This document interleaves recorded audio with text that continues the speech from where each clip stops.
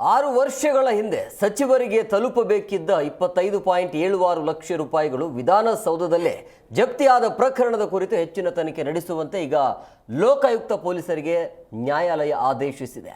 ಇದರ ಬೆನ್ನಲ್ಲೇ ಈಗ ಈ ಕೇಸ್ಗೆ ಮರುಜೀವ ನೀಡಲು ಪ್ರತ್ಯೇಕ ತನಿಖಾ ತಂಡ ನೇಮಿಸುವ ಕುರಿತು ಲೋಕ ಪೊಲೀಸರು ಈಗ ಉನ್ನತ ಸಿದ್ಧತೆಯನ್ನ ಮಾಡ್ತಿದ್ದಾರೆ.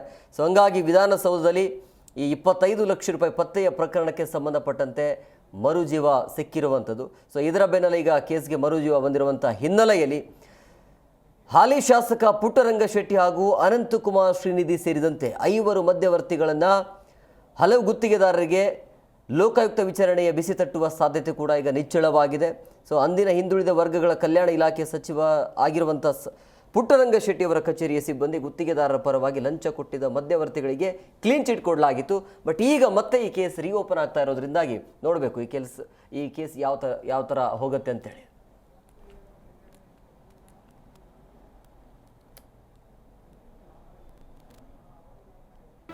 ಜಿ ಕನ್ನಡ ನ್ಯೂಸ್ ಈಗ ನಿಮ್ಮ ಮನೆಯಲ್ಲೇ ನೋಡಿ. ಎಲ್ಲ ಕೇಬಲ್ಗಳಲ್ಲಿ ಈಗ ಲಭ್ಯ.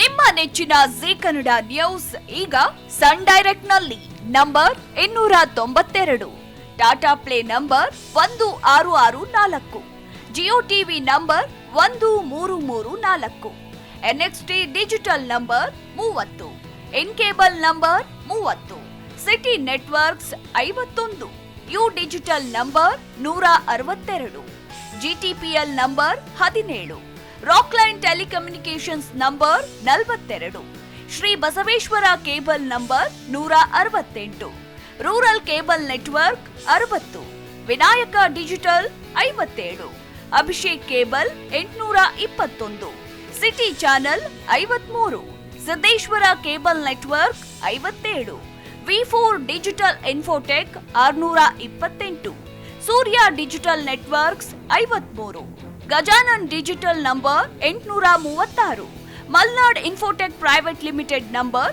56, Metrocast number 830, Victory Digital number 167ರಲ್ಲಿ ನೋಡಿ ಆನಂದಿಸಿ.